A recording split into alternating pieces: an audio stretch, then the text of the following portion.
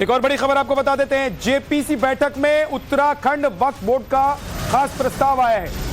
वक्फ संपत्ति में सैनिकों के लिए अधिकार की मांग की गई है।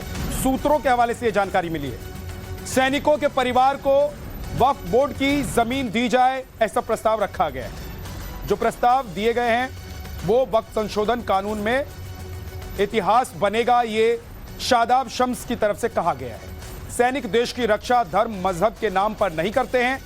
हमारे लिए राष्ट्र प्रथम है और इसीलिए प्रस्ताव रखा गया है कि वक्फ बोर्ड की जो संपत्ति है उसमें एक हिस्सा सैनिक के परिवारों को और सैनिकों को दिया जाए।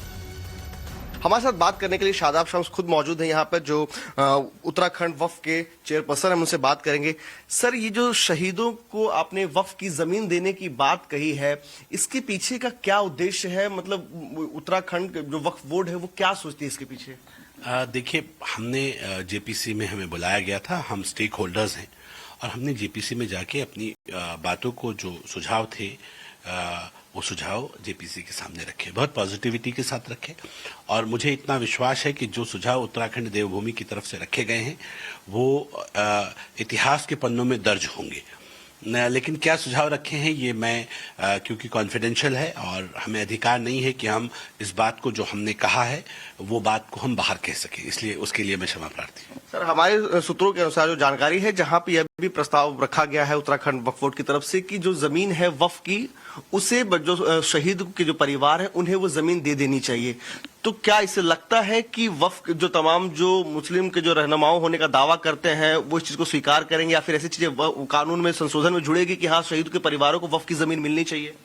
नहीं, मैं फिर इस बात को कह रहा हूं, आपके सूत्र आप जाने, लेकिन वहां क्या हुआ ये अलग विषय है कि जेपीसी में क्या चर्चा। लेकिन एक बात ये बताइए मुझे, तो क्यों नहीं दिया जा सकता?